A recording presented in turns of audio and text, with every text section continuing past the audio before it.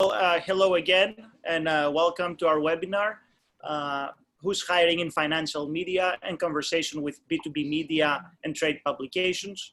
My name is Mike Paterakis. I'm investment editor at HFM, one of Budget Media's publications, and I will be moderating today's panel. With me today on the line, I have Jon Berke, editor at Americas at Information. This is a publication of Accuracy. Dervidia Thomas, associate editor at Funfire, a publication of Money Media. Andrew Welsch, managing editor at Financial Planning, which belongs to the Source Media Group that actually recently went through a rebranding. Andrew is going to tell us more about that in a while.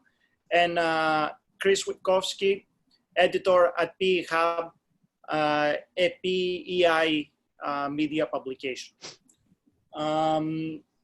So as I said before, we are this panel is to introduce the B2B media space to the members of NIFA, because it's a very vibrant space, but many people tend not to pay attention to it.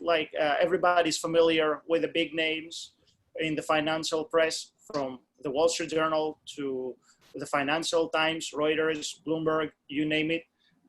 But in New York, we have the luck to have a very vibrant ecosystem of trade publications that employ a big percentage of people working in media in New York, and I think it's good, especially for younger members of NIFA, to get more familiar with that space and see what's going on in there.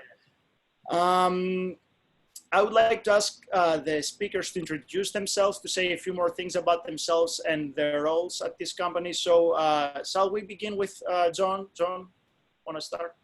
Sure, Mike, and thanks for having me on again. So I'm the Americas editor again at Information Group, part of Accuracy, and Accuracy is now part of Ion Group as of July of last year. And I cover the project finance space and the infrastructure fund space, which is just expanded globally by miles and miles every day. So I'm kind of in a growth area of the B2B space, to say the least. So thanks for having me, Mike. That's great. Sorry, just before we break in quickly, if you wouldn't mind, Jon, just explaining what Ion Group is and generally what you do.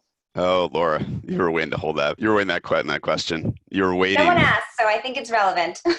Laura hasn't revealed herself yet that we used to work together many moons ago, and I catered her on something called Caesars Entertainment. But anyway, I'll look past that for a second. Ion is a global provider of treasury software and other types of software for trading houses and municipalities, and it's very far from what a traditional journalism company is, really. But they were looking as us as producers of content, meaning stories and research and data, which had grown quite a bit in the past, I'd say 5 to 7 years at the company, more or less under the stewardship of our old owner, who was BC Partners. And so once we reached a crescendo of all that across, I believe we have 16 different divisions globally. It became a natural extension of, what Ion was like, well, what are we offering to our subscribers besides our software? And that's, content and access to content and effective content. And so that's really the game plan for them. But we are still, they acquired us in the summer of last year, but we're still only in the first few chapters of that merger. So thank you. That's great. Thanks, Jon. Dervidia, can you introduce yourself and tell us very quickly about Funfire, but don't get into Money Media right now, because I think it's going to be the next question to explain the bigger publishing houses behind its publication.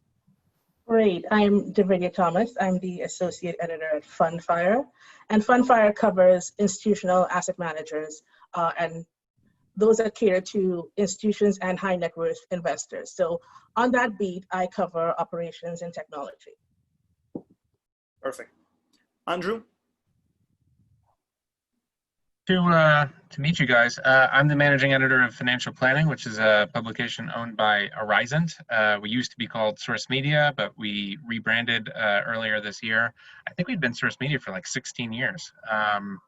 But we have a new name and a new logo, but same mission. We cover financial planning. Financial planners, the largest wealth management firms in the country, from Morgan Stanley to Merrill Lynch to small independent shops, RIAs as they're typically called. And I've been there for 6 years, and it's a fascinating business. There you go. Great. Thanks, Andrew. Chris?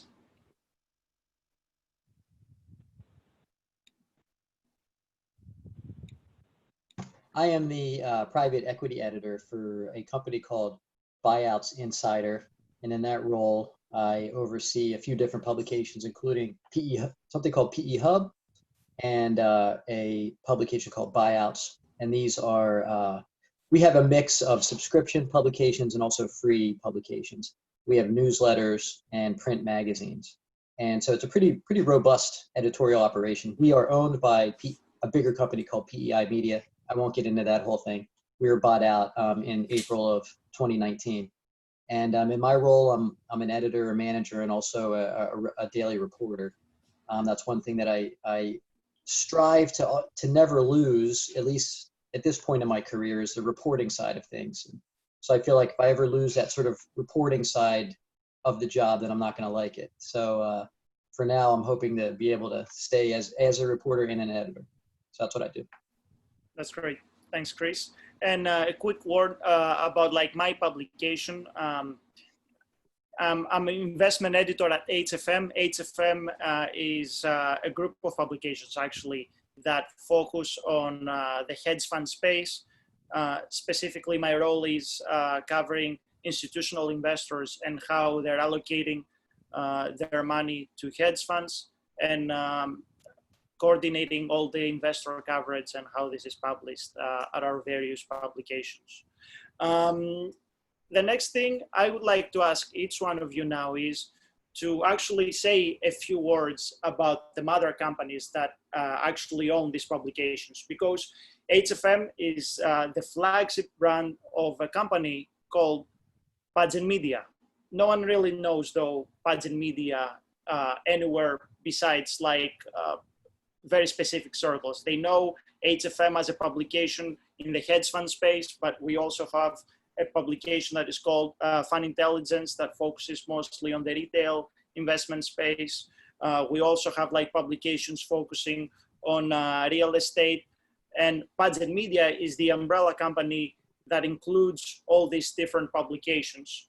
And that is upon various aspects of the financial media world. So if each one of you can really explain what your mother companies are doing, that will be very helpful to our audience.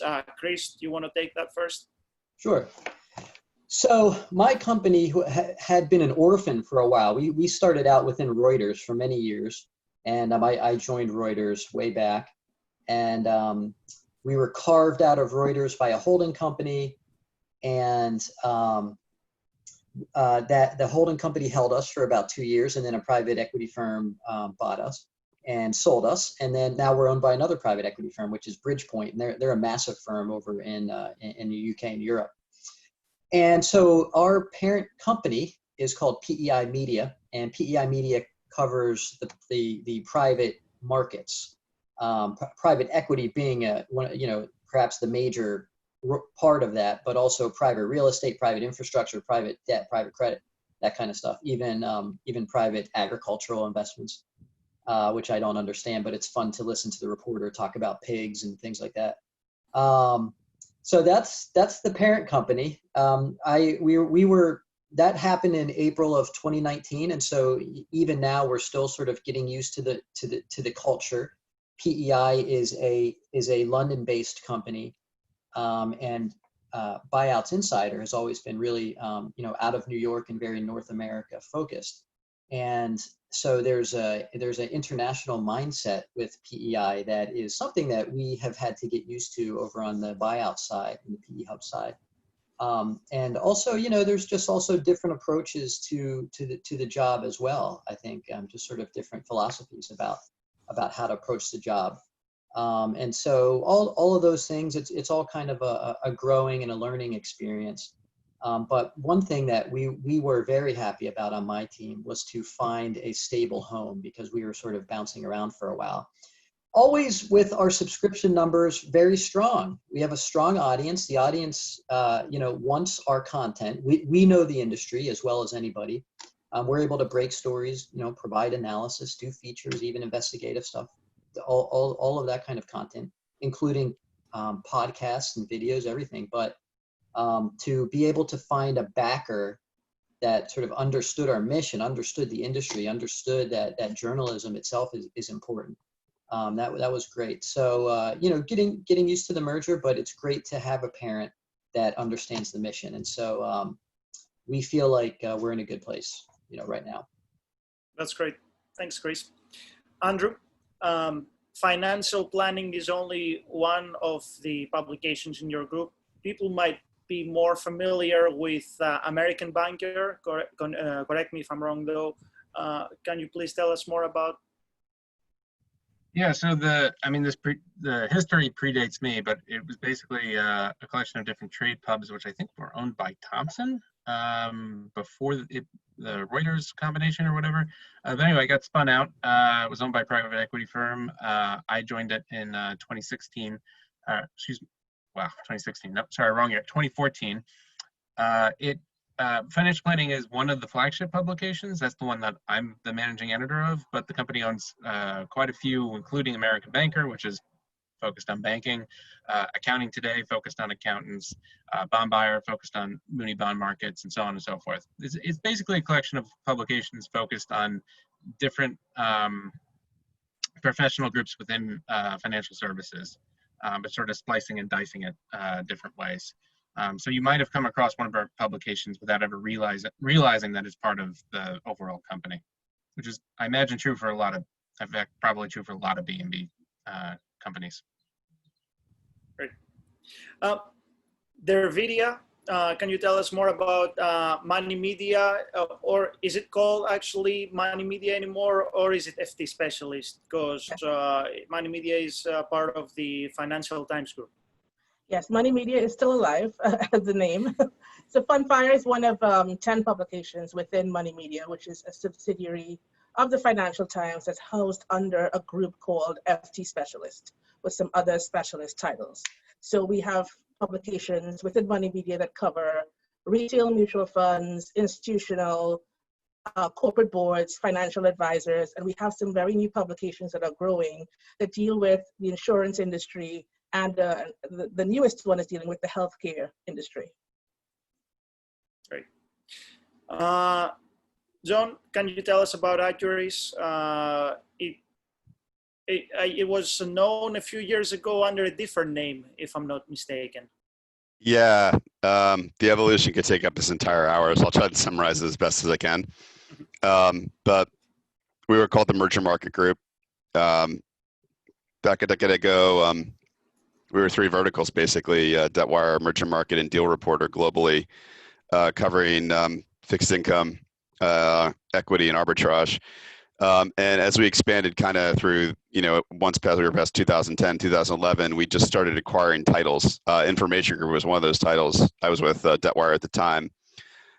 So we acquired verticals devoted to infrastructure, to European private equity, to Asian private equity. That was the same deal. To CLOs, that's the credit flux, to private equity law, I believe it's the one way to put it, the hedge fund law group. So I believe there's more too that I'm leaving out because there were a couple of European ones that I really haven't interacted with so much, but I think we were 16 titles at the end there, prior to Ion buying us. At some point, once BC Partners bought us in 2013, we went from Merger Market Group to Accurus. And will remain part of Accurus for a little while. I think we're going to become part of Ion Analytics pretty soon. So that's kind of where we are at this point.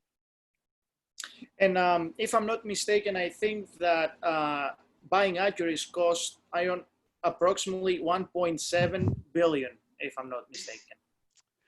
Yeah, I mean that's what I read too, Mike. It's a big price. The reason I'm mentioning that is because all of the B2B publications, B2B media publications, have been bought and sold for like hundreds of millions. Recently, Budget Media, the parent company of HFM, got an investment from a private equity group called ICG that was like over 100 million. I'm sure, like, you know, I cannot remember the exact number, but when the Financial Times bought Money Media, it was like a lucrative investment for them. And actually, I think Financial Times used to own Merger Market before they sold it off. Yes. So I was leaving out an owner there, Mike. Sorry. Yeah. They owned us, I think, between 2007 and 2012, 11 or 12. Laura, you were still there when we were part of the FT. I just forget when it was sold to BC, but yeah. I'm saying all this because I'm trying to establish how much money has actually gone into that space and how quickly this space is growing, contrary to the story that we hear in most other media and how they're cutting back. Like, we know about the struggles of the local press, but we know of other publications, like brand name publications like BuzzFeed Media, cutting back.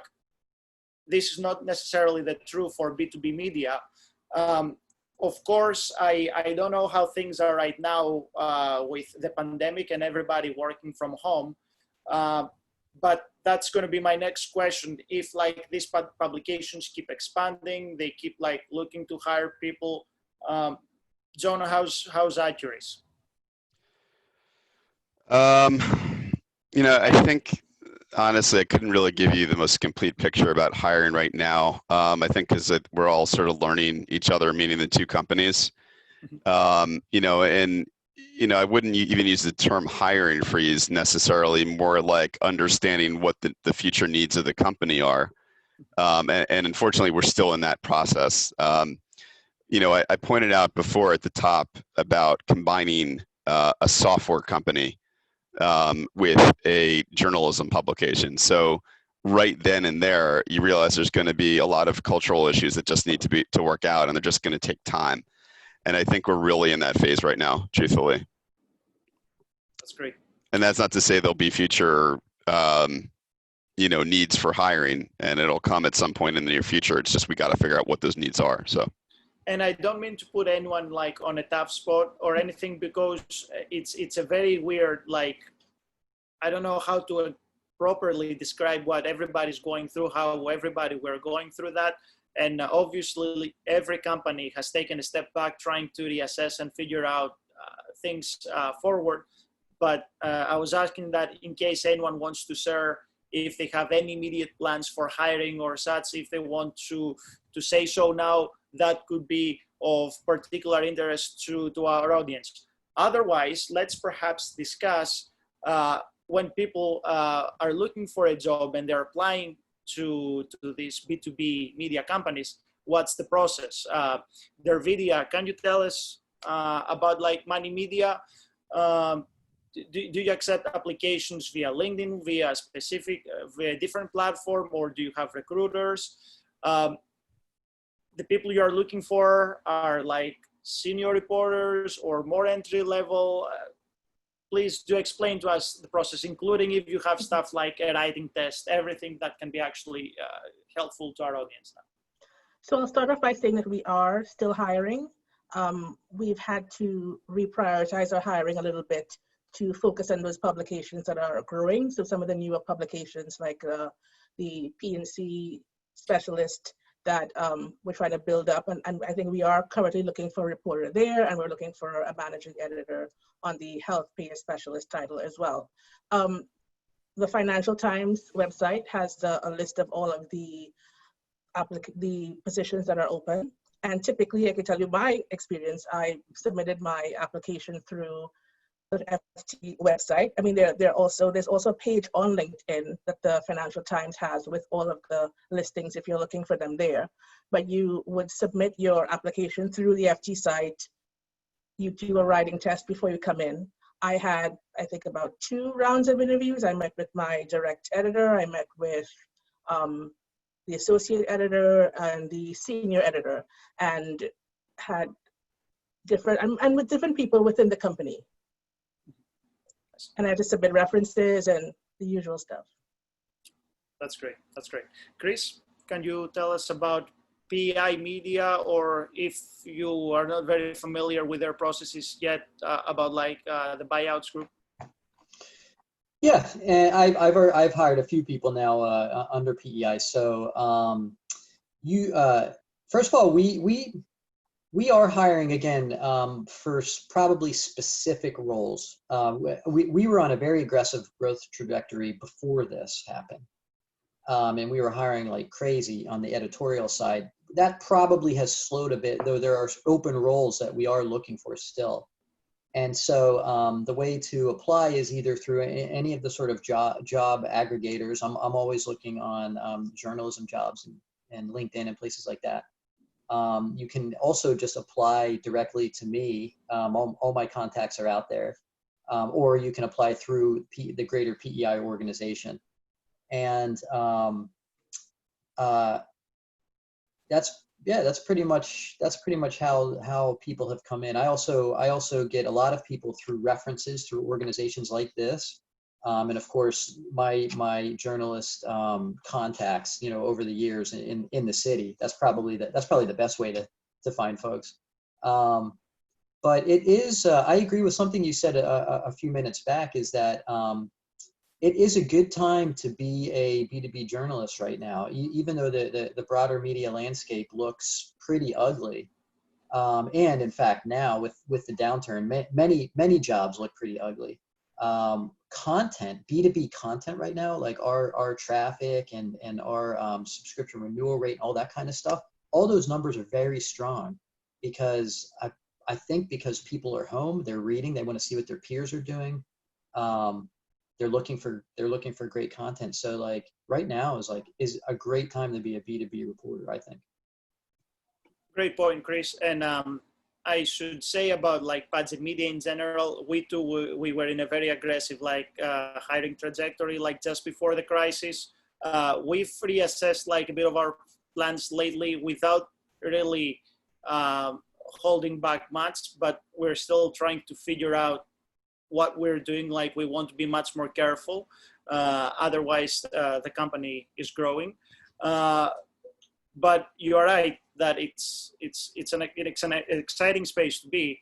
And in fact, the months of April and May for us were like the best in terms of like page views and our audience coming to us. Obviously, because lots of things were happening in the market and hedge funds were like up and down all the time. So they were interested to see, they were interested in seeing what their peers are doing and everything.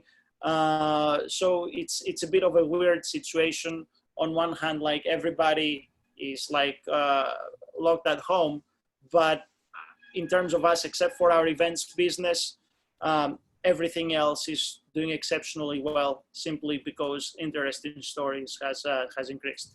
I didn't mean to leave Andrew out from this round. I wanted to ask about financial planning because if I'm not mistaken, you have like interns. You've accepted recently interns from the Dow Jones News Fund.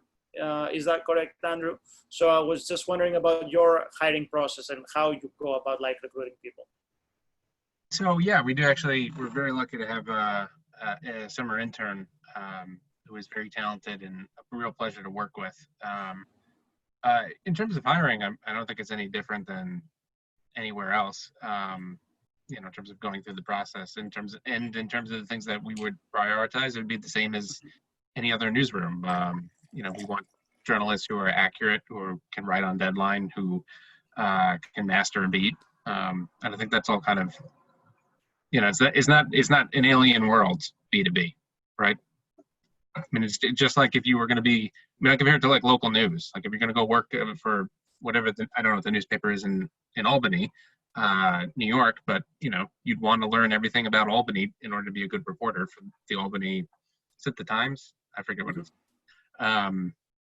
so, I don't know. It doesn't matter what the name of the newspaper is, right? But the gist is, you know, I don't think it's any different. And we would prioritize, you know, the same things in looking for any new addition to our team. Great. So let's discuss about like our actual like day-to-day work. First of all, like what's the typical day of a B2B media reporter in each one of your publications and companies? And also, what kind of stories do you produce? And by saying what kind of stories, I'm not asking about the specific of the bit, but like to discuss if they're like structured in a specific way, or if we're talking about like stories that someone would like recognize at like any publication, only that they have a bit sharper focus on a specific subject. Andrew, do you want to start on this? Sure. So, you know, whereas maybe financial planning would be, I don't know, wealth management or personal finance might be a beat at like a, you know, just one beat at a larger, more general news organization. It's all we do. So we tend to splice and dice it in more interesting ways. One person is responsible just for one particular sector called independent broker dealers, which basically operate like franchise networks, like, you know, like a McDonald's. Somebody else is responsible for asset management. Somebody else is responsible for XYZ. So the beats get a little bit more nuanced as a result of what we cover. So what was the second part of your question? I've totally forgotten. About your typical day, like describe, now there is no typical day, but before COVID, how it was like going into the office and everything. Well, before coronavirus, which feels like about 10 years ago, you know, a typical day would, you know, I'd want to get in by 9 o'clock. I'd want to scan through all the my competitors' newsletters, their websites, see what they were reporting. Probably look at like the Wall Street Journal or Bloomberg, get a sense of, you know, we don't really do markets coverage, but it's always good to have your finger on the pulse of that, so you understand what's going on. On particularly crazy days in the markets, no financial planner or financial advisor is going to return your calls for obvious reasons. So it's good to be aware of those things. These days, it's a little different because I'm working from home, and so is everybody else on my team. So everybody's remote. It has been since March, I don't know, 13th. And I assume that this will last for quite a bit longer. We're based here in New York, in Manhattan. Our offices are not open. Everybody's working remotely. Making that transition. Can you tell us where specifically is your office? It's down on 1 State Street Plaza. It's right across from the Staten Island Ferry, so the tip of Manhattan. Can't go any further south. It's just us, ferry, water. I would say for us, the weird thing is you write for a niche audience, but it's a national audience, so they're all over the place. So 90% of my job was already phone and email. I didn't meet people in person because it just wasn't possible. I'd have to get on the phone and call somebody in Atlanta or call somebody in San Francisco, or lots of, you know, sources can't necessarily meet with you because it's not like PR approved and they need to talk to you on background. So most of the time you're not meeting with them in person as it is. So making the transition to work from home, it wasn't really that challenging in terms of the reporting. It's already phone and email anyway. That much hasn't changed. I don't know what it's like for some of the other panelists, but I mean, in that respect, I'm lucky. Like, it's not a challenge for me. Dervidia, your typical day? Typical day, you start off with a story idea that might come from a source, or maybe something you heard somewhere that you want to dig deeper into, or there might be some news that comes out in a press release that you want to follow up. Been doing a lot of Zoom calls. Seems that a lot of my sources want to talk via Zoom, so I'm seeing lots of different curtains and they're seeing mine. And then we would typically pitch something to our editor, the senior editor, by 10 a.m. and start working and file by 4. But the day is constant emailing, calls, Zoom calls, and trying to flesh out the story. And even if you don't, there may be a story that you want to take into a second day or work some more, and we have the flexibility to do that. We also do a fair share of video. So sometimes I'm right in the spot interviewing someone and recording it for video, which we might either run as a standalone or embed within a story. There are some people who have, and I've also done it, have just done an audio embed. So we're trying to find creative ways to tell the story. And two things. First, where is your office, just for the convenience for the audience to understand? You are with the Financial Times. Yes, so we're down at 330 Hudson, and the stop is Houston Street. Perfect. Correct, And I want also Andrew to answer that, but like it's most of the job is like 9 to 5, if we can call it this way. It's because many people like in our industry, they know that like hours can tend to get crazy like sometimes, especially if you work for like a newspaper, a more traditional newspaper. But in the B2B media space, I don't know if any of the other panelists has a different experience, but it's very 9 to 5. Like most of our sources are available during market times. And besides that, like we might stay late to write a story, but that doesn't mean that we take it to the extreme. But if anyone has any objections with that description, they may say so. Yeah. I have only worked in 6 years. We've only worked at night once, because we only tend to work when markets are open. So we're closed when they're closed. And the one time I had to work at night in 2016, they asked for a couple volunteers for, I don't know, election coverage, and they needed some people to stick around. And this was, I don't know, I raised my hand. I said, oh, that sounds easy. It'll be over real quick. I'll do that, sure. Quite a night. But that's it, you know. I mean, that's the only time. I've worked late a couple times, but that's more like I'm working on a story or there's some late breaking news at like 5 p.m. But we've never been assigned to work weekends. We've never been assigned to work overnight, or it's not like that kind of it's not that kind of beat. I'm sorry. I'll let other people. Excuse me. I didn't mean to interrupt too much there. That's okay. I just want to give one contrasting viewpoint on this, Andrew. It's you know, we deal a lot with just talking to anonymous sources, you know, I'll say that point blank, and, you know, when they're available, even in COVID, you know, when a lot of them are home, you know, can vary from time to time. And unfortunately, I can't put it into a 9 to 5 silo. You know, the good news is about the fact that we've been working from home, as I've been working from home since March 10th, is that, you know, if you need to step out and get dinner and then somebody calls you at 7:30, it's not the end of the world. Whereas after I used to ride the train 2 hours and 30 minutes every day, you know, round trip. It was a slightly more stressful situation when that interaction happened. So, you know, maybe in that sense, I think I might be working more, but I think it's a little bit more relaxing in the sense there's a lot more flexibility with, you know, what I'm able to do with my time. Before you ask the question, Mike, we work at 1501 Broadway, which is in Times Square, right across from Reuters. We used to be in Dervidia's lovely building at 330 Hudson. We wish we were back at 330 Hudson every day, but you know, that's not going to happen. Yeah, I mean, my hours are usually 8:30 to 6, basically. And I think some of the news processes that were described here are pretty similar. I'm looking through the news wires for the first hour or so. You know, something that Chris hinted on earlier too about podcasting and other things, like it could be different on any different day, because, you know, we do podcasts more than once a month now. But, you know, I'm writing a story, I'm editing stories, I'm working on podcasts. There's just a lot right now in terms of what I do in my typical day. Great. Chris, how about you and PI? Yeah, I agree. Am I on? I'm sure. Okay.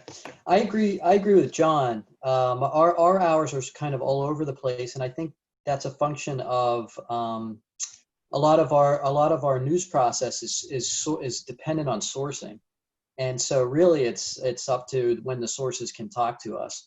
The other thing that we have are newsletters, and so I'm doing this PE Hub Wire each morning. So I'm up at 5:30 in the morning to start that process. And that goes for about 2.5, 3 hours. I try to get that out around 8:30 every morning. And so that, like, we have a few different newsletters across the organization. So the people that run those newsletters are up early in the morning doing that kind of thing. That makes the day a lot more challenging because you have to figure out a way to take a break. And the problem with that is that you are just finishing the newsletter and everybody else is starting their day. So then you get on the team edit call around 9:30 or 10 o'clock in the morning and kick everything off. And then you start your regular reporting. So it gets a little crazy. And also something that Jon said, it's both good and bad that with this remote working environment, not having a commute in that type of situation is great, because I used to, not really be able to see my kids, and now I can see my kids all the time.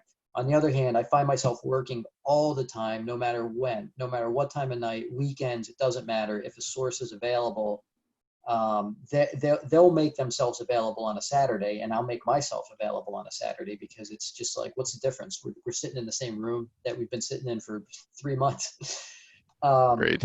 But I do think that the hours are a little wacky because of the sourcing relationships. Like on our team, it's vital to be a reporter that is just talking to people all day long. Like we don't. They're really. I as an editor, I could care less if you know how to write. I need somebody to go out and like gather intelligence and bring it back, and then we'll shape the story.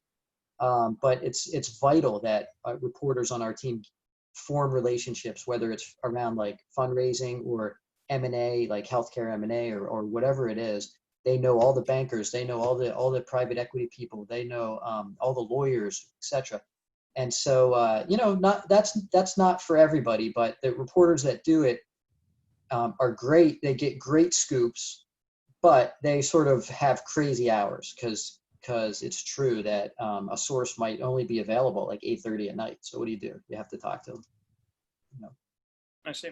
Good point. And especially about the point you made about reporters and having to really, really know the space. I feel that at least for us, that's the case. We know what's happening first. And if something is reported in any of the broader audience publications, like let's say the Wall Street Journal or Bloomberg, we know it like way ahead of them in terms of like, I don't mean it in a way to disparage them, but like I'm saying that usually when they cover something, it's no longer news for our audience. Yep, that's right. And you also mentioned newsletters. For us is the main delivery platform of our content. I don't know how much this is true for you as well. I meant to ask specifically that email newsletters, how important they are to distributing your content, because I don't think any of the B2B media publications are being read like in print anymore. It's mostly online and mostly via newsletters, actually. Yeah, I agree with that. The bulk of our traffic comes through our newsletters. We are trying to find ways to like invite people back to the websites like they used to do back in 2003 or whatever, when people actually went to websites. And so we do put a lot of effort into things like putting together data presentations that are sitting on the website or videos like on the website. But of course, all of that you could also bring people through email. And so the bulk of our traffic, our newsletters are very important. In fact, we just created a head of newsletter role across the company to have a senior level person to coordinate all these efforts, because it's just been done ad hoc by like I described. Like an editor will just take it over and have like a 16-hour day, and it's just not sustainable. So we're trying to really formalize that process because how vital it is to bringing our traffic in. And if your process is anywhere close to ours, I assume you have a newsletter early in the morning, perhaps something else like later in the day, and even perhaps something at the close of markets or at the end of the day, or like more regular newsletters on a weekly basis about like very specific topics. Is that correct?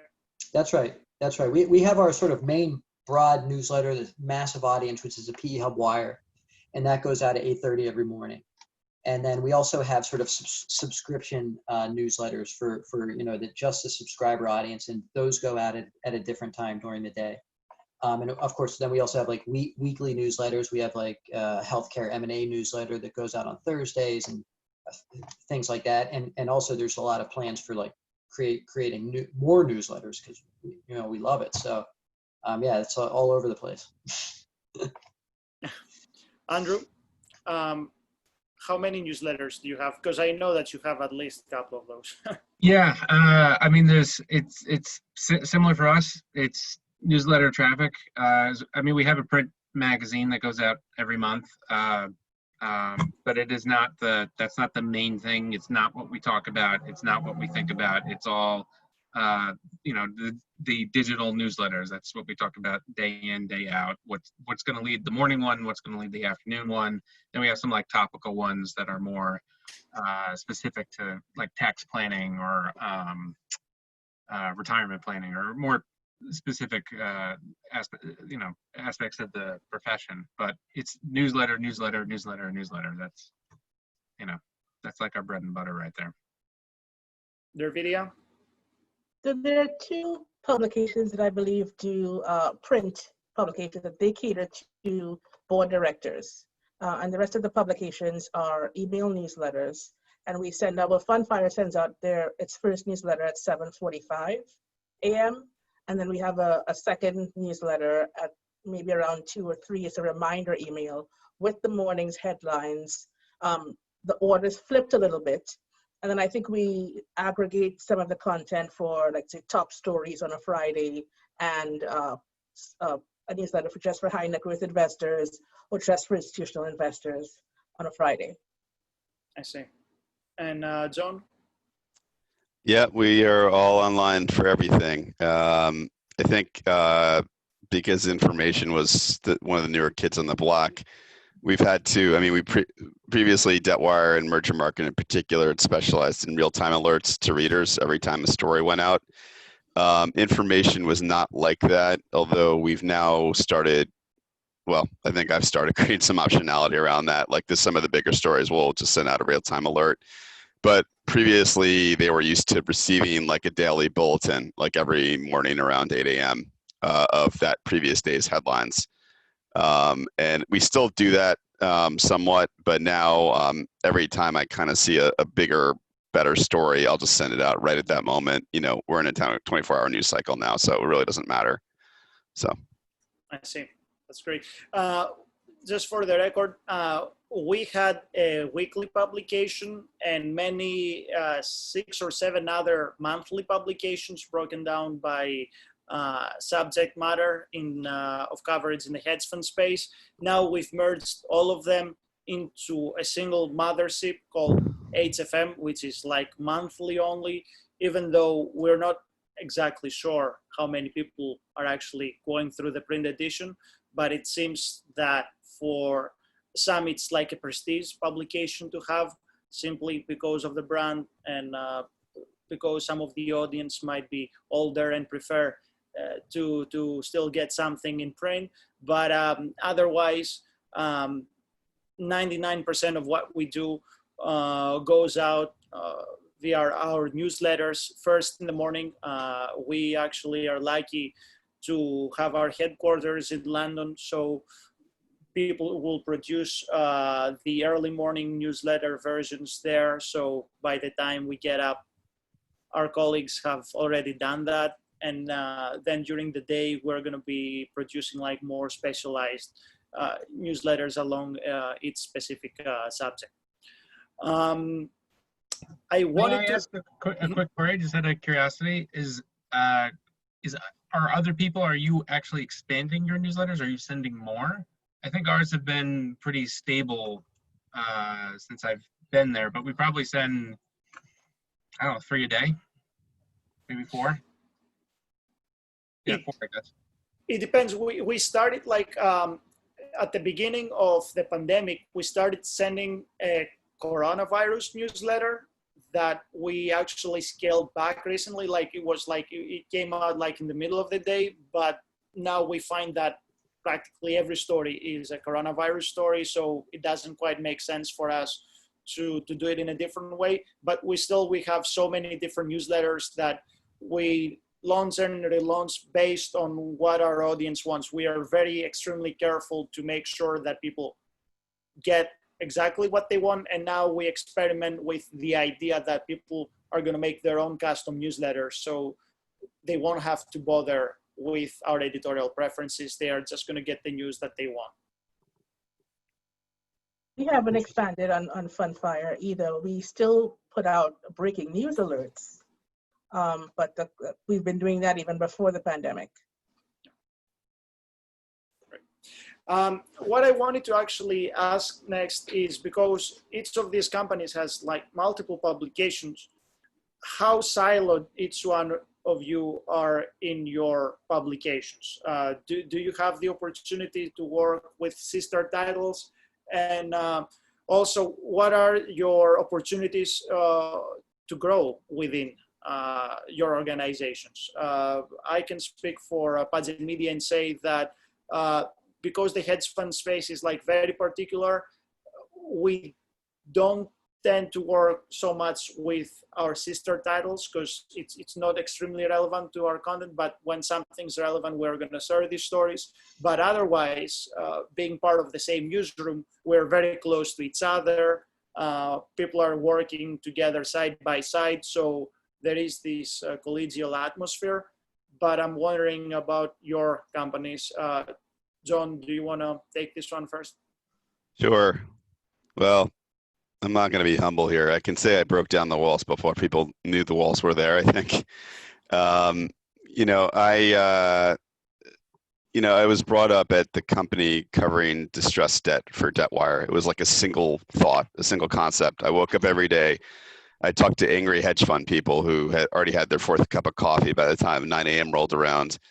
And every day I was required to get scoops on a particular credit. And this went on for, I was doing main liquid credits for, it was about 7 years before I niched and started editing for DebtWire Middle Market for 5 years, which is a little bit more specialized, and then on into information. But what I realized more importantly is that when you have a company which has grown from, editorial wise from like 30 people to 120 people over that time, is that there's other people like you that are specialized in niche in something that they're in and day out. And to what Chris pointed about, the agriculture reporter, at his publication.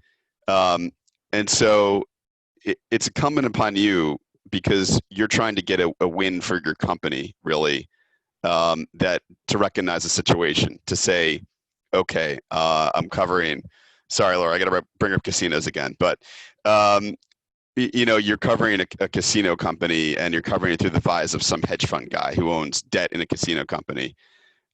Meanwhile, there's a reporter on the other end of the room who covers M&A in leisure, hotels or casinos or whatever the case may be. So if you're trying to bring a better quality story to the table, isn't it to your advantage to, go and work with that reporter? Now, again, I think probably at the time, maybe the commercial side of our business didn't care for too much of that. But at the end of the day, it becomes a win-win for two products instead of one, because there's better quality stories, better quality intelligence that comes to the table. Now, over time, you hope that reporter grows and learns more, where they can do both M&A and distressed and every aspect of it. Something I kind of grew into in that particular niche. But, not everybody's geared towards that. At Information, we touch a lot of industries right now, because it's sort of, like I said, a growing industry in terms of capital investment. And so we're forced to learn about investing in anything from things like toll roads and bridges to telecom today and broadband investment, just completely diametrically opposite industries. And so within a big company, I've really learned to be in tune with who else does what we do at the company. And I think that's really proved to be a really big advantage when people think that way, think out of the box, be able to collaborate. So I've preached this from the very beginning. I think it's just so important, especially when it sounds like some of you guys are really growing and expanding, to be able to be in tune with that. Perfect. And John, actually, can you tell us again what's the size of your company in terms of total employees? I'd say on the editorial side, we're at least 130 in New York. Sorry, I just said New York. It's not globally. Globally, on the editorial side, I think more in the terms of about 250 to 300. I think New York is the largest office. Our hubs are in London, Hong Kong, and on the editorial side. But if you think of the data and research side, that's a whole nother ballgame. You know, we have a large hub in India right now. And we have other satellite bureaus in the US and a couple in Europe, I believe. So. Perfect. Their video?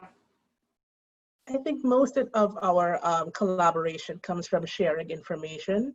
So there may be someone on another publication that has more expertise in a particular area or particular sources that I can speak with. And also we've had these sort of training sessions, which continue throughout the pandemic. Someone may have done something really interesting, like we just had one of the publications, Agenda, had a big investigative piece, and we had a training session about investigative techniques, you know, sourcing, and all of the legal things that they had to pay attention to while doing that story. I've also done sessions on things like board compensation and executive compensation that was moderated by someone from a different publication.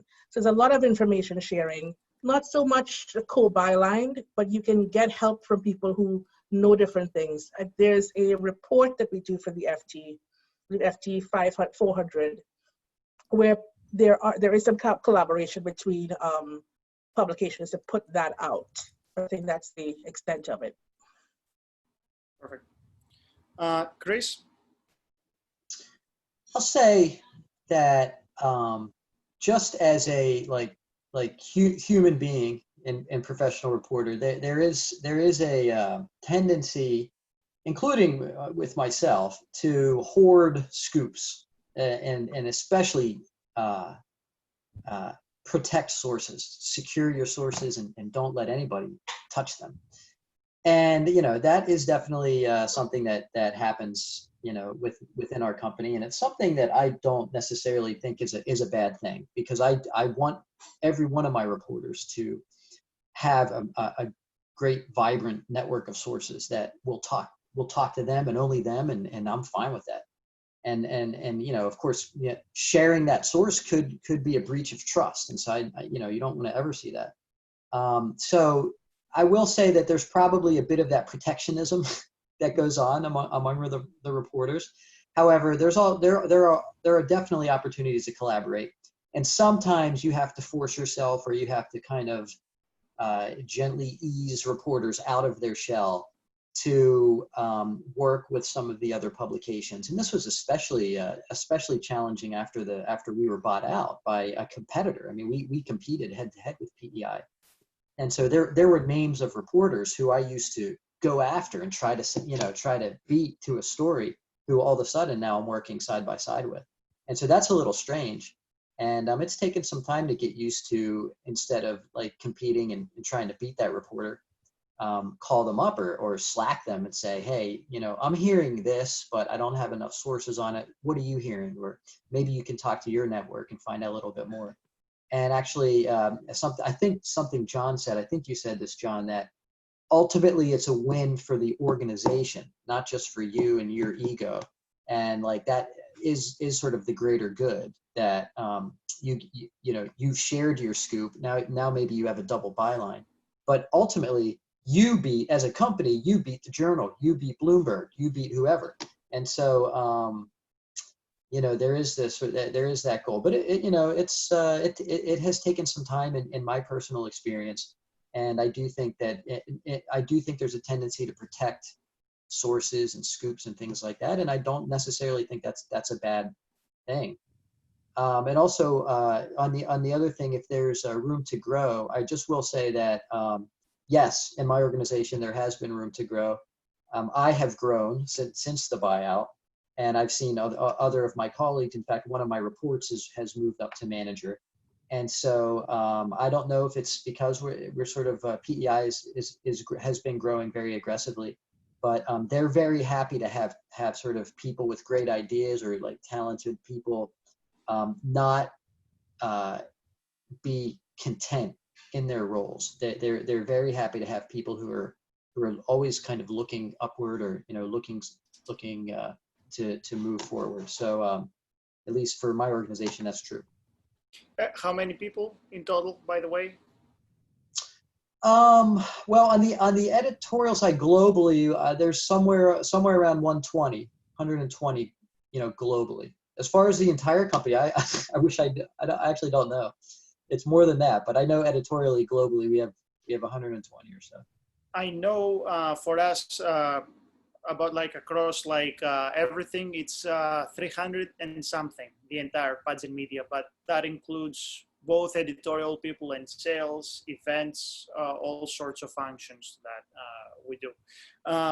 And I should have actually asked that specifically, but is it easy to jump from one publication to the other within your group of publications? Jon seems to have done that like in the past. I'm wondering about like PEI Media, how it is about that. Definitely we over at Pageant Media have done this for many people. Their video, I don't know if she can mention if people even have the opportunity to move up to the Financial Times, which is like a more recognizable brand. Chris? In my experience, which is limited obviously here, but in my experience, if a reporter expresses interest in covering sort of a different beat, so let's say I do know of one reporter that went from private debt, had an interest in venture capital, and they allowed her to move over to the venture capital publication. And so if that's what you mean, yes, yeah. there is absolutely. I mean, for good people, right? For talented, productive people who are trying their hardest. If they've been in a beat and they've proven themselves, and now they're like, okay, I want to go tackle another beat, then absolutely, yeah. If there's an opening, obviously. Yeah. Chris, 100% agree with you on that. It's the person that wants to go over, that you're willing to invest the time in. If they're doing the job, they definitely earn the right to sort of explore and go out there. Yeah. Right. Same for Money Media. You can apply to jobs within Money Media or within the FT. We also have a program where you can sort of test out whether you want to move to another publication within Money Media, go over for like 3 months, see if you like it. We have someone right now holding on for someone who's on maternity leave, just to see, get a break and do something different for a while. Good idea. Nice. Yeah. Andrew, how's? I don't know how many people are actually on the editorial side. The company overall has about 200-ish employees. In terms of cross collaboration, there's some, because it kind of depends, right? In some publications, there's more potential connectivity than other publications at the company. For American Banker and Financial Planning tend to have a little bit more overlap because some of the companies we cover at one publication or the other own businesses that the other side covers. So Wells Fargo, obviously big bank, American Banker covers it. They also own a very big brokerage business, Wells Fargo Advisors, which we cover as well. So in those cases, you do get some overlap. And in terms of people moving between publications, it happens. It's happened since I've been there. 2 people on my team now work for other publications at the company. One is at American Banker, one is at 3 people. One's at American Banker, one's at Bond Buyer, one's at a benefit HR publication that we run. That's Sorry, great. I kind of rushed through all that.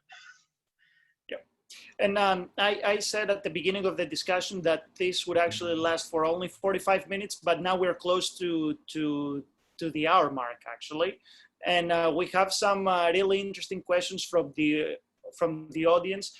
If people want to ask their questions live, they can click for the raise hand option so that they can actually voice this question. Otherwise, they can put it on the chat and I can read it to the panel. Laura, you had a question. Do you want to say it out loud? Sure. I don't actually know where the raised hand button is, so sorry. But just question I know I've been asked in the past, and I think has been a supposition among editors, large and small, often is, can reporters expect that their sources will talk to them more or less if they're at a smaller or a larger publication? So in other words, the challenge that small publications often face is some sources don't know the publication, so they're maybe not as accessible. And then conversely, maybe if it's a bigger outlet, they don't want to talk to you because it's a bigger outlet. So just curious your views on that, because I think there's probably a healthy debate there. Thank you. Our key audience, because we're pretty big in the hedge fund space, HFM is perhaps the biggest publication in the hedge fund space. They tend to respect us. Like people do talk to us, and we get very competitive with bigger brands. Like again, I'm gonna name Bloomberg because they have a very competitive like hedge fund team.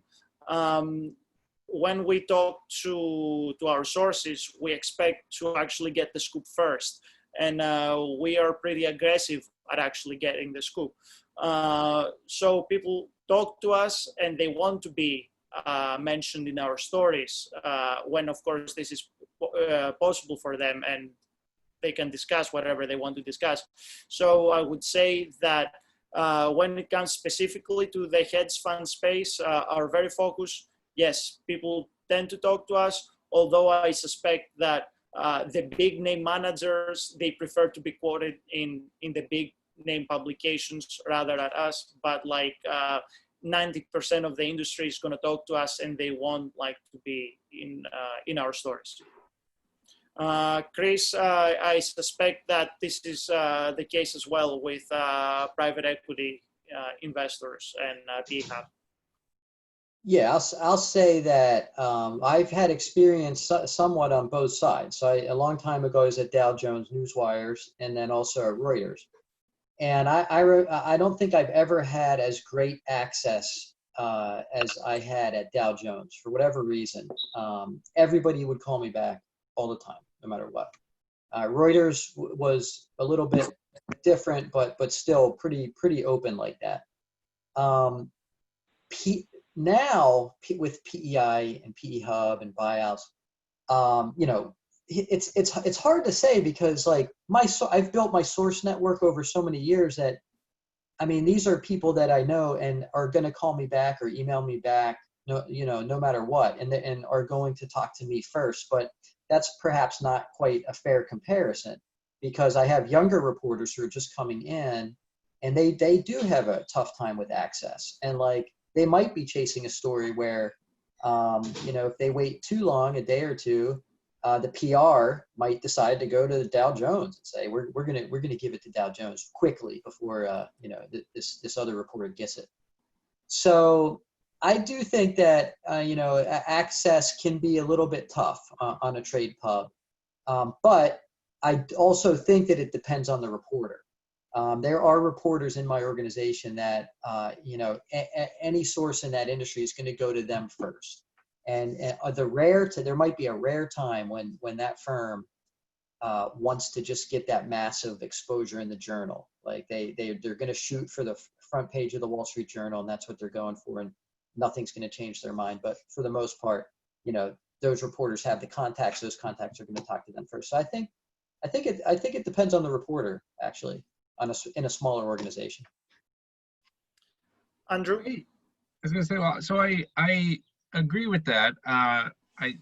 The uniqueness of the space that we cover, though, I think, you know, in terms of financial planning, lends itself to a little bit of there's a little bit of a weird thing that happens where, in one sense, there's really big companies. Like I mentioned Wells Fargo earlier, right? Like Wells Fargo gets covered by freaking everybody. So like they're bombarded all the time with like requests for whatever. And, you know, and it's just more super crowded. But there's lots of smaller financial planning firms or financial planners, wealth management firms that we cover. And there isn't an army of PR people. They might be managing a couple $100 million, which sounds like a lot of money to me, maybe because I don't have that much. But within the world of wealth management is not a huge amount of money. It's not billions, it's not trillions. And you could call them up and you could get them right on the phone. And they've never heard from a reporter before. The Wall Street Journal and the New York Times is not calling them. And you might be the first person to ever talk with them, and they'll happily sit there and chat with you for like hours. It can be a really wild experience. And what that ends up producing is like you end up with one of two situations. Sometimes you're just going to lose out because they want to make a splash and they want to be on the front page of the Wall Street Journal. And I mean, whatever, I can't compete with that. But then on the flip side, sometimes it's a much more nuanced story that the Wall Street Journal is not going to want to touch. It's not of interest to them. And we are totally in their sweet spot, right? So they would come to us and they would present us with something that's specifically of interest just to our profession. So for us at least, there's a little bit of that dynamic that happens. But I will tell you, I'm always upset every time I see the Wall Street Journal or the New York Times has a story that I wish we had first. So I agree with all of those things. Like you have to put in work with sources sometimes who prefer to go to bigger names. And I think that when people see that you know what you're talking about and you can engage them, and a lot of times it's getting out there, meeting people face to face at conferences and just networking and talking to people, then you can build trust and you can have people call you back or call you first with a story. Perfect. There is a question. Gaurav Sarma wants to ask a question. Gaurav, can you unmute yourself? Yeah. Hi, thank you. First of all, thank you so very much for organizing this. This is really, really great. I'm a student at New York University. I'm a graduate student and I'm studying business and economic reporting there. And I also take my MBA courses at Stern School of Business. And I have 7 years of experience in journalism. I was based as China correspondent in Beijing for 3 years. And before that, I was working for an Indian newswire. Again, I was with the same newswire in Beijing, and I was a one-man bureau in China. And I was working in India also. So I covered politics and international relations. And while covering the China-US trade war, I got really, really interested in financial journalism and the economic side of the journalism because I had no idea about it. I studied political science in Delhi and then I did my international relations. And I realized the importance, how important it is to understand finance. And then you can, so thank you so very much. I've been listening to you guys, jotting down all the points, what to do. And so my question, anyone would like to ask, because I'm interested in covering bonds, corporate bonds, and I've been doing it. And in fact, Chris, it's really great to hear you because, you're talking about how enthusiastic your reporter has to be, because I've been through that stage, but this is something which is very, very important because I haven't been able to break into the field of financial journalism. So, any one of you, would like to answer what I've been reading about it. Like I've been reading about PE firms, how the things are done. As John was telling us about, if you Accurus, I've been hearing about it. I'm in touch with the HR. So about corporate bonds and high yield bonds, these are very, very niche. And for a person like me who just studied, politics and all, and this was, it was actually I completely changed my dynamic. I was doing something else and now I have something else, but I'm very, very interested in it.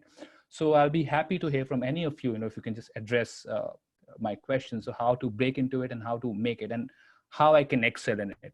Of course, I've got confidence, but I'll be very happy to get some tip from you guys. And there is a relevant question to yours from Carol Vaporian. She's asking, do you have to come to the company with a full roster of sources? The reason I'm bringing this up is because the answer to me is no. Like you have to develop your skills. Like you have to be a good beat reporter. And if you're a good beat reporter, you can start from nothing. And by talking to people, learn the beat really well. And I've experienced that with many of our reporters who they came from a completely different space, covering something totally different, but they had a very acute sense of chasing scoops, and they managed to really quickly deliver really big big stories. So obviously at the beginning, it's going to be a bit of a challenge catching up and learning the terminology of the space, understanding the fundamentals of it and everything. But the good reporter, in my opinion, develops his or her bit, and they build their sources and everything, and they have nothing to be afraid of like having to come in with a very specialized roster of sources that is going to talk only to them, and they have to be the absolute experts.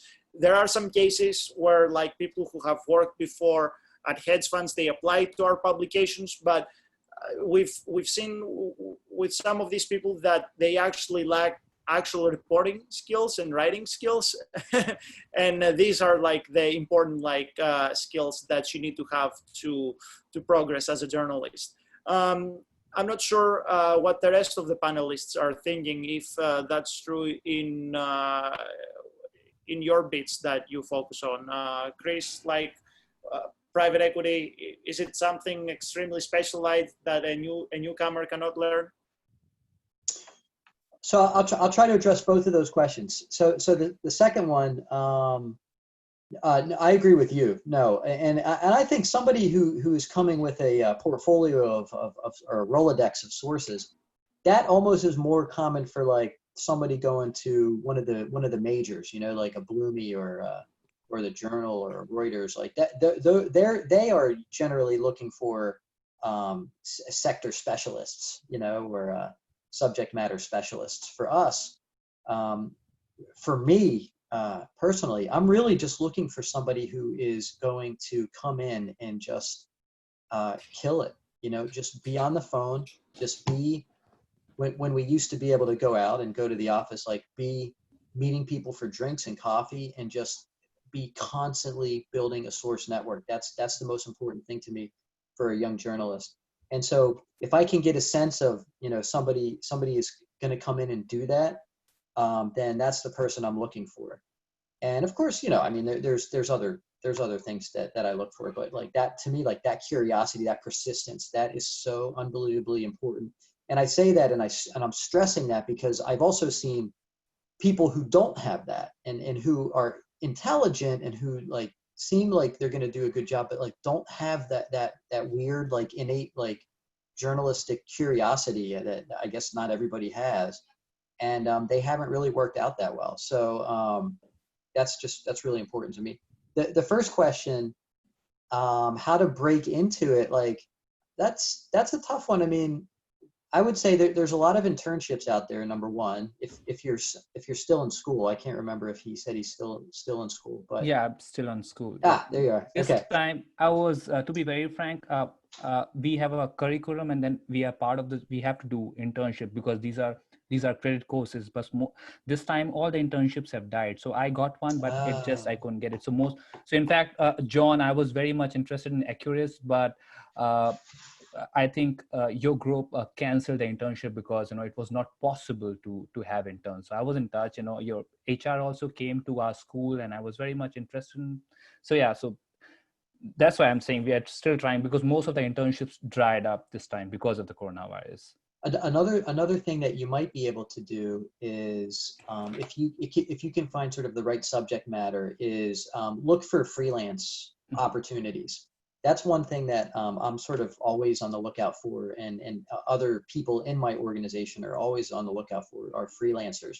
Now, that might be a bit different from what I'm talking about, in that with a freelancer, we're kind of looking for people that have some knowledge of the subject matter, as opposed to just coming in cold and giving out a freelance assignment.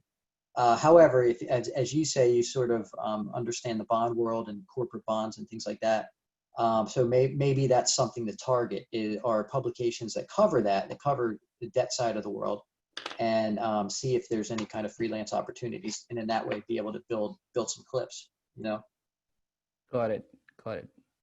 It is a tough time right now for people right out of school, because I imagine that most publications are have hiring freezes, or just have slowed down, and are just kind of waiting until later in the year at the very least, until they really get back into looking for new talent, you know.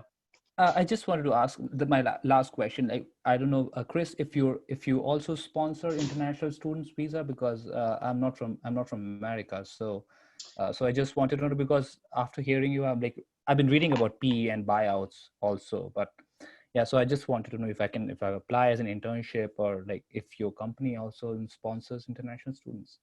Yeah, we do. We do. And so again, there becomes an additional conversation, obviously, for us. And then it becomes sort of even more important for us to find the right candidate. You know, if we as a company are going to make that type of commitment. But we have sponsored folks, and we still do. So yeah. Thank you, John. Sorry. Sorry, Chris. Please go ahead. I was just going to say, just send me your contacts. Thanks. Yep. John, I thought you were about to say something before, but we cut you off. Or no, well, he asked about, yeah, the internships and everything. Yeah, I know our program did dry up there. And again, it's going to just be, again, besides COVID, obviously, just figuring out what our future needs are going to be. But again, agree with Chris on the freelancing part. I mean, we're always looking for freelancing too, to be honest with you, at times. Where with information, there's a very, large emphasis on speciality in terms of regions and everything. So, with our Latin American coverage and our Asian coverage in particular, I know we tend to use freelancers because we do a lot more longer form analysis pieces. So that is one area where we do plenty of freelancing on. Caroline Crapo had an interesting question. She's asking whether we have noticed that there is lots of turnover every time our companies are merged or acquired, or if there is enough continuity for a team atmosphere. Again, Chris, you went through that more recently, and or actually, John. But how do you feel about that? Like all this, like M&A game. It happened to me and my publication back in 2017, but I have it feels like so far ago now, and I'm wondering about your more recent experiences. Well, I think Chris has a more exciting experience to tell about Bridgepoint right now, so I'll just let him talk about it. You can talk about their deal that they just did earlier today too. They had a big day, but go ahead. They're doing a lot. Yeah.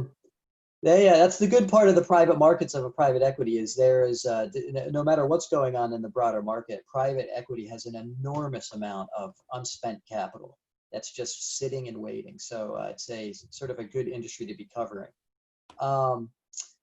As far as turnover, I should say something about I've been a journalist for a long time, at newspapers in the beginning of my career, and then moving into the trade journals after a few years. But when I was at newspapers, that was some of the ugliest things I've ever seen were those layoffs at newspapers, because what they would do is they would get rid of the veteran reporters who knew their beats inside and out, who could write scoops like snapping their fingers, who wrote beautifully.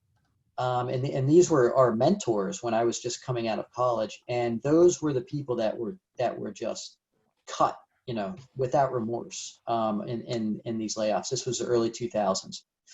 And so that was very ugly. The newspaper world is not pretty. However, this, my experience recently here and, last year when we were bought out has been fine. I think there were maybe one or two sort of, what they call redundancies.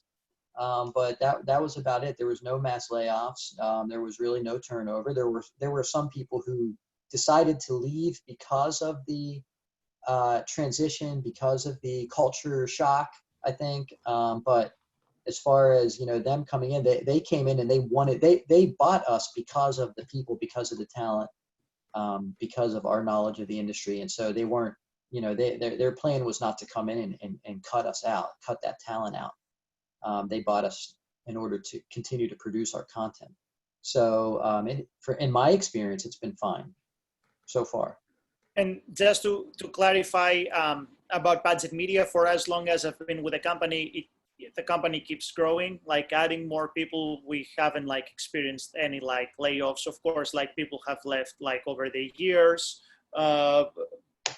This is natural, but like not in any massive way or anything that had to do with the financial model of the company. On the contrary, the company keeps adding people, and the headcount grew from when I joined from a bit over 100 people to now over 300 people at this point, which is pretty impressive, I think. William Friedman also had. William Friedman. Michael? Yes. Oh, sorry, Andrew. Sorry, please do. I actually just want to answer the one question about do I think you need to come with like a roster of sources? I don't think, in my experience, in our beat, in our industry that we cover, that's not necessary, nor in expectation. The more serious challenges for newcomers usually is just to understand the space, because there's an awful lot of jargon that gets used in the business, and that can be more challenging for people who are new to it to acclimate. To understand the difference between an RA and an IBD, to know what FINRA is and what it does, and all these sort of things. That's the more serious problem than finding sources, or coming with a roster of sources. You can find them once you get here. You got to kind of get the lay of the land first, you know? All right. Sorry, go ahead to the next one. Thanks. My turn? William, do you want to go ahead and ask your question? Yes, thanks, Mike. I was just wondering, you're talking about being the end of the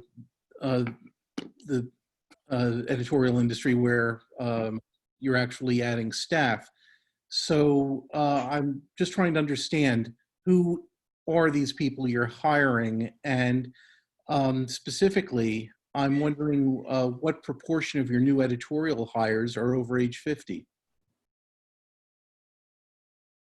That's a good question. And because I want to be like fully honest with that, like I would say that not the vast majority, just the vast majority, almost exclusively most of the people that I know that we hired on the editorial side have been like people of my age, or like in their 20s, or like I'm not in my 20s anymore, but like around like we have like hired like a bit more senior people around the age of 30 or 40, but for editorial positions, I cannot think of someone off of the top of my head who was like 50 or older. That said, we've made like a number of like strategic hires for like more senior management roles who are like above this age group. Not above, like belong to the 50 plus age group. I don't know if it's any different with the other B2B media companies. And by the way, I feel it's a bit different for the more mature B2B companies versus the growing ones. The growing ones are still trying to, I sense at least, to develop their culture and the atmosphere. And so they didn't have much opportunity to hire older people. I would assume the more traditional older ones, they must have like older personnel. Any of our panelists who wants to add something to that? I would just say, I'm sorry, go ahead, please. I was just saying I agree with what Michael's saying, but I have seen at Money Media where someone came in around the managing editor level, and I saw someone else come in at the reporter level. I mean, I didn't ask them their ages, but I'm guessing they were around 50-ish. But it's usually, as Michael said, people coming in early 20s, 30s, or even sort of mid 30s or late. I was going to say something similar. I mean, this is purely anecdotal because I don't know all the reporters at the other publications because I don't interact with them on a daily basis. But the people on my small team, which only numbers 7 people, 7 to 10 people over the last 6 years, whatever. All the new people we hired were young, or younger than me. I'm 36. But the editors I know that have been hired, my editor-in-chief is, I don't know how old she is, because it's not something I asked, but I think she's a Gen Xer, or thereabouts. And that's probably a couple of the other editors that I know are probably in that same age range, thereabouts. It's not, that doesn't quite get at your question, but it's kind of the best way I can answer it. Same with us. We have brought in folks who are over 50 in managing editor positions. I can think of one senior reporter position, a woman who we hired right before COVID on the private credit publication, and other senior level roles. But yeah, the sort of reporter positions have all gone to people in their 20s and 30s for sure. Great. There is also a question from Dominic Alfred. Interesting and very timely, actually. What has been your respective publications' response to the Black Lives Matter protests? Do you think the response has been sufficient? It's, for us at least, with the work from home situation, things are a bit weird, because like it's not easy like to discuss this with your fellow colleagues, but actually specifically the union that has organized the newsroom of Pageant Media in New York, the editorial side collected money for to support the cause of the protests, and the company has matched that amount. So this was practically the response from Pageant Media, people collected money, and the company matched that amount to the, I'm trying to remember the name where we actually send that money, but it escapes me right now. There have been a few emails from management about that stuff, about how they support Black Lives Matter and how this is important to the company. Also, very recently, the company announced various committees on diversity, LGBTQ issues, and all sorts of things, like trying to increase awareness about that. This has been the response. Whether this is sufficient or not, I don't know what to say, because it's in the B2B media world, we don't have to face to cover the protests. So we don't put ourselves in that position. We actually write for professional audiences. And I don't know what more we could actually do at this stage. Yes, there, video? So I can chime in. So I would start with a personal level. I felt like the company was very supportive when everything first started coming out, when the police killed George Floyd. We had acknowledgements from the FG level and the money media level about what happened. We also have affinity groups within the organization, one of which was very helpful, I think, for me to just jump on a Zoom call with other people in the African American employee group to just say, how we feel, and we're feeling kind of gutted, feeling kind of upset about the whole thing, and just have that support group to talk to people about the situation. In terms of editorial coverage, we were covering everything from Amy Cooper, and because she worked at Franklin Templeton. We also covered how I wrote a story about how people are dealing with the trauma at work. So we are finding some ways to work it in. There are a lot of asset managers who have come out and announced initiatives to help end systemic racism. We've been emailing, we've been calling at managers to see what they're doing and what they're doing for their employees. We've sent out an email to our readers, giving our commitment to be more inclusive and to cover issues relating to race and diversity. We've also committed, this was a money media-led initiative, to commit $1 million worth of ad space to civilrights.org. I want to make sure I'm giving you the correct name of the publication, civilrights.org. And we've also been talking about what's the best way to cover protests and race relations in terms of making sure that our headlines are not subdued, making sure that we're using the right language, making sure we're using active voice and not play down certain things and not use certain words that that might be offensive. And employees are also given 2 volunteer days a year, which they can use for anything. So if they wanted to go out and protest, no one's going to ask you, what are you using the volunteer days for? And then there are also, I think, mental health resources if people want to just talk to EAP, talk to their affinity group. We have guided meditation. We're urging people to work from home on election day to make sure that they're able to vote. And we also have a matching program where the company will match donations that you make to certain nonprofits. So is it sufficient? I don't think it's ever going to be sufficient. There's always more that you can do, but it's good to start from a place where people are asking the question and willing to learn. And Dervidia, tomorrow you have the day off, if I'm correct? Yes, we're off for Juneteenth. Andrew, do you want to talk about source media, or John about accuracy, like any of these things? I'm sorry, please, John, go. Yeah, just to say briefly, I mean, I think it was some of the similar steps taken, Mike, by your organization. We did similar, just acknowledgement, Black Lives Matter, willing to support organizations that support the movement too, I believe was put in there, and that was it. It was a few levels. So. Andrew?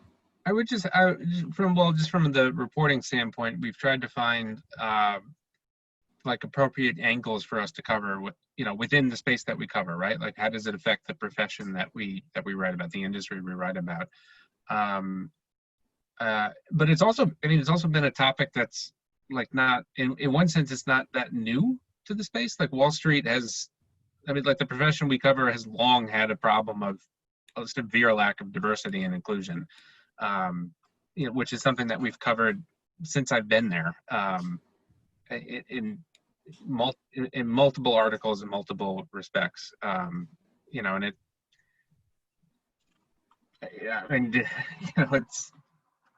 it's not a. I don't know what to say about the industry that I cover, but it's woefully and shamefully lacks any diversity whatsoever. So it's been like a long-standing issue that, if anything, recent events have just sort of brought it to the fore and reminded kind of people that, hey, this thing that was still a problem years ago is still a problem today. Good note on that, because we've reported extensively on how even like women are lacking from the hedge fund space, like at least like in top portfolio manager roles, the top like positions in the hedge fund world, they are exclusively white and male, and we've tried to focus on that, and we cover more and more ESG, that is a very specific like an in-demand aspect of the asset management world. So we try to focus on these issues as much as we can through this particular line of reporting. Just real fast, I had to look this up for a story that I wrote today. 82% of financial advisors in this country are white. 82%. Like it's completely unrepresentative of the overall population of the country. And this, despite years of pledges from every leading CEO that they care about diversity and they're making efforts and and they're 82%. That's great. It's been now an hour and a half. Actually, I didn't expect this to last 90 minutes. Actually, before the discussion, Chris asked me if this is going to be like 90 minutes because it seemed too long. I told him that no, it's going to be tops 1 hour. I totally failed at managing the time. Thank you all for being here with us today. I hope you enjoyed the discussion. thanks especially to our panelists, Jon, Dervidia, Andrew, and Chris. Thanks so much for doing this. The audience, if you have any follow-up questions, you can always reach out to us. You can connect with us via LinkedIn, and also more than happy to share our contact details. Thanks for moderating, Mike. Thanks, Mike. Thanks. Thank you. Thank you so much. Appreciate it. Thank you. Have a good night, Thank guys. you. Thank you all. Appreciate it. Good night. Thank you.